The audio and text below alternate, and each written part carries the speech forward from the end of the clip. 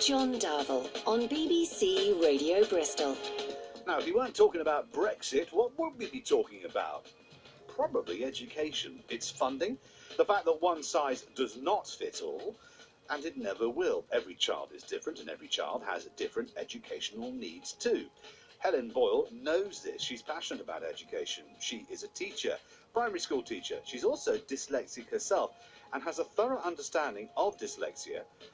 And she's been involved in that and indeed set up her own tutoring service to help children quite recently here in Bristol. And she's with me here in the studio this morning. Good morning to you. Good morning. Thank you for letting me come. No, thank you for coming. It's a really interesting one. What would we be talking about if we weren't talking about Brexit?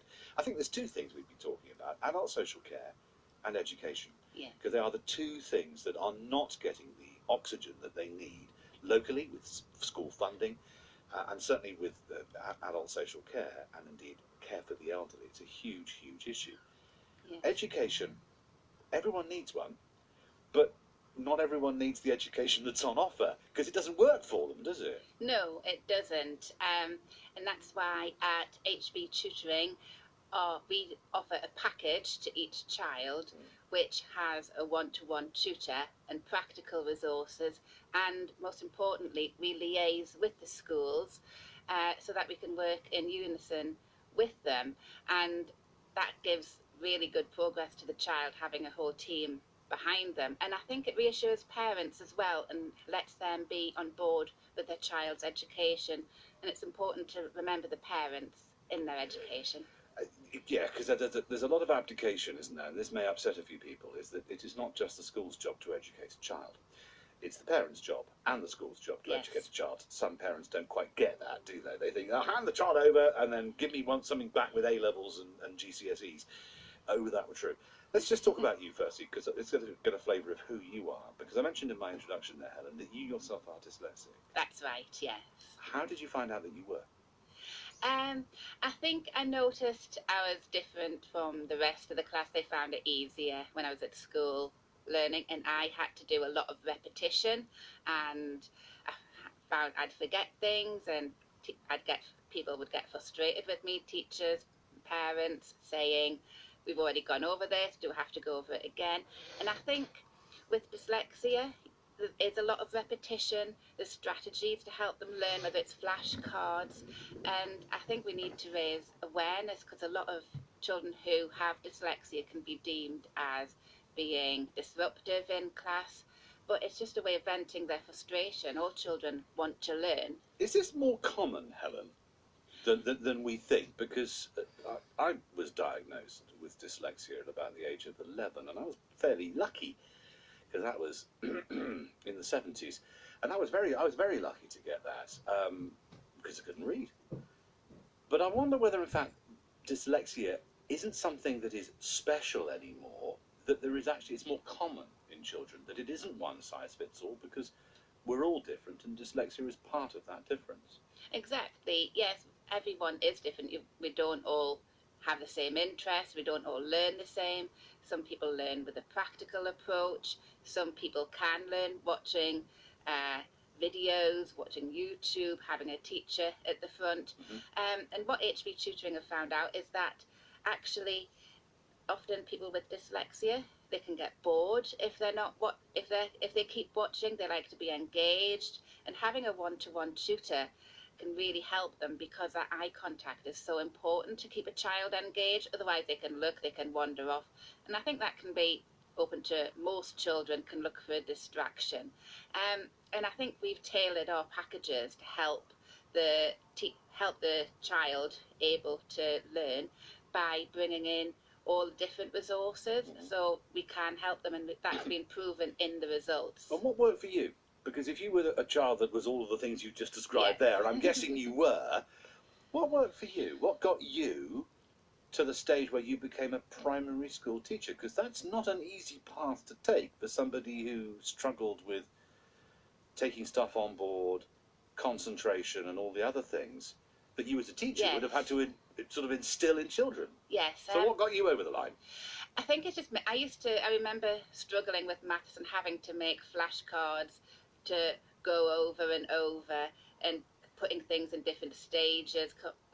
when I studied literature, having lots of flashcards and just focusing on a couple of quotes. And I think it's just toning the curriculum down so that they can really excel. People with dyslexia are very clever people, and I think they can, at school, they can be deemed as not very clever, and HV tutoring really liaises with the schools, and we often say this child It's a different is really kind good. of I mean, I'm not saying this myself, but I mean, everybody has a different kind of intelligence. Yes. And those who have dyslexia and dyscalculia, they have a different kind of, the wiring's different, Yes, effectively. yes, it is. So getting you to a stage where you went through exams to get qualified as a teacher, that can't have been easy. No, it's not, and I think people have to work. Students have to work. Some people say, "Oh, we didn't study. I just sailed through my exams." Other people study all the time to try and get through.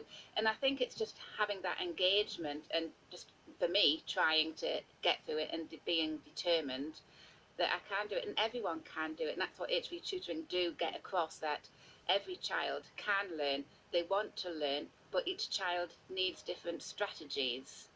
I know right now, Helen, that there are adults listening to this programme, because I've spoken to them, they've been very brave and they've come on, who can't read well, can't write, Yes. and feel that education didn't work for them. And there will also be people listening to you right now going, hang on a minute, this sounds a bit like my son and daughter. But they're not getting diagnosed. How do you get to a point where you know? Because surely, whether they come to you or they go to anybody else, you've got to know that you're addressing the right issue, because it may not be dyslexia, it may be something else, maybe autism, maybe Asperger's, it may be a number of different things that is a difference. Yes, I think you know from your own child whether you look, as a parent, you might look to what their peers are doing and what they're achieving. Children quickly identify themselves as being on a table who don't do as well. They're being taken out to the class to work separately. Mm-hmm. And I think that those little pointers can really help to make you think, hang on, when he's doing his homework, he's struggling with his sounds, he's struggling with his number bonds. I need something more than just saying, come on, let's do this addition. And you can see the block there. Okay. Instead of banging on, sort of head on with them, you need to come with another tact.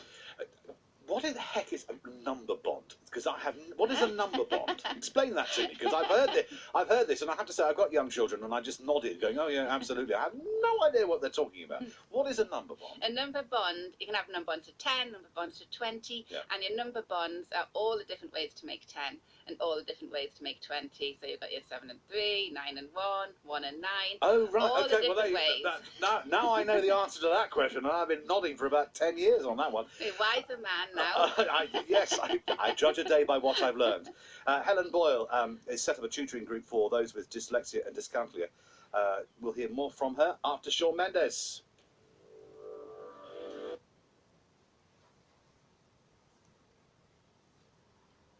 As I mentioned right at the very beginning of this hour, probably if we weren't talking Brexit, we would be talking about social care, specifically adult social care and education. It's a big, big issue.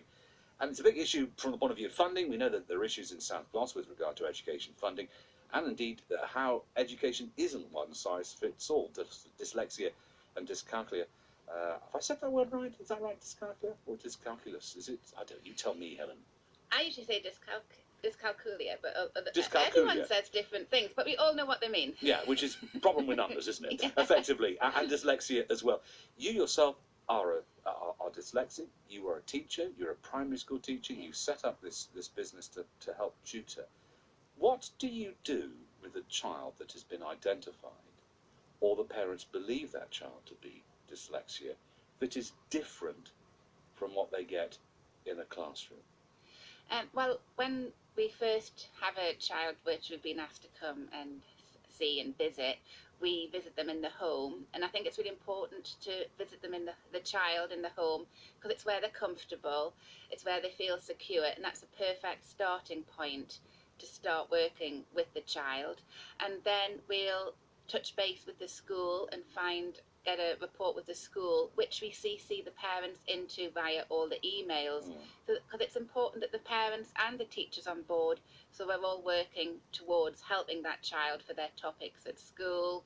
And then we can bring in practical resources. If they're young, they might have sort of tricky word bingo, words which you can't sound out, which often can be a bit of a stumbling block. And we can just extend their education into the home and make it much more fun. I don't think any child wants a tutor to turn up with a mound full of books and say, let's get started. So HB Tutoring have lots of different ways to learn. And if a child suddenly learns by lots of practical resources but really doesn't like books and sheets, we don't use them. We will just do the practical. We don't have to show anything to Ofsted like the schools do, so they have to get lots of evidence. Our evidence is in the child being able to reach the targets at school. So the reality then, from your point of view, is that this is bespoke to the child. And I just want to go back to something you just said a moment ago there, Helen, about seeing the child in their own home. Because obviously what the child is with its mum and dad, with his or her mum and dad, is going to be different to what the child is at school. And very rarely do parents and teachers talk about the child, do they? You get a report, maybe a couple of parents' evenings a year. And the child spends, what, 2/3 of its year? The majority of its time at his or her school? That's right, yes. It's really odd. If you think about it in those terms, it's nuts. There isn't a communication in what's going on, especially in those, you're primary, aren't you? Primary education. Yes, that's right. That's that sort of foundation at which, when they go to secondary school, you hope that they're going to be able to do stuff. Yes. Ready for GCSE. Yes. And I think, as well, parents want to be on board. They want to be part of their child's learning, know where they're up to, and a lot of parents only get 20 minutes a year to speak with the teacher, but also you've 20 minutes a year, 10 minutes of course, parents' evenings, so it's not a lot to say, is he struggling, are they doing well? And that's where we like to come in, and HB Tutoring do email the school, so it's not too intrusive asking the teacher for time, and we will just ask for a half-termly plan so we can follow that plan at home, and of course the child's much more comfortable at home. Let's just deal with a couple of other things before I let you go, because obviously there's I mentioned this again earlier at the top of the hour about how some parents, not all, some parents sort of, they say they're interested because they get the reports or they turn up for the parents' evening, but it's all down to the school to give the child an education. That's their job. My job is to pick them up, look after them at home, give them fish fingers for tea. You must have, as a teacher, come across parents who may really sort of just push it all to you and don't take responsibility. That must be quite tricky as a teacher, because obviously you're only part of it. Yes, we are only part of it, and I think it's important that parents, children and the teachers come together, because if the child picks up that the parents don't back up the teacher, they'll play one off against the other. Divide and conquer. Yeah, they are very good at that. And I think it's important to all come together to get the best out of the child. If they find they can't do something, you don't want them to turn around saying, oh, I don't have to do it as soon as I get home. Let's forget about it, because that gap gets bigger as they get on, and then we don't want the child to fall into the situation of being sort of class clowns who can't do anything. If they find school hard, it can often bring behaviour in where they might be a little bit disruptive, a bit of a mischief in the class, and it's just because they might not feel they're getting supported in the curriculum. Every child wants to learn and do their best. And I suppose from your point of view, with the business you set up in tutoring, it's not normalising dyslexia, but making it acceptable, making it part of something that is not a bad thing, but it's something that can be worked around, that can be used and perhaps adapted to achieve results that may not be achieved at GCSE, that may not, that can be that sort of big definition until the next big definition comes along in a child's life. And, I don't know about you, but I haven't looked at my O-level certificates since they were given to me in 1983. They're in an envelope at the bottom of a box. But at that moment, or leading up to that moment, they are the most important thing on this planet, and everything else will fall or stand as a result of those exams. Yes, and I think just supporting the children and supporting the parents and getting the best for the children is what HB Tutoring's about, and saying you can do it, different strategies, and helping the child also have the confidence to say, that's just not working for me, I just don't get it. And then it's for the teacher to do it a different way, or the tutor to work a different way. And then, of course, the tutor can speak to the teacher and say, this child can reach these areas, we just need a different approach. So that's how the all-round approach works. If you were the Education Secretary right now, and there have been a fair few of them, Michael Gove probably the one that stuck at it and probably brought in the greatest number of reforms. But if you were the Education Secretary today, what would you ask him or her to do? Oh my goodness. To help with what you're trying to achieve, which is probably more common than most people realise, that the difference in the way that children learn, which may be mild or even less mild, dyslexia or dyscalculia.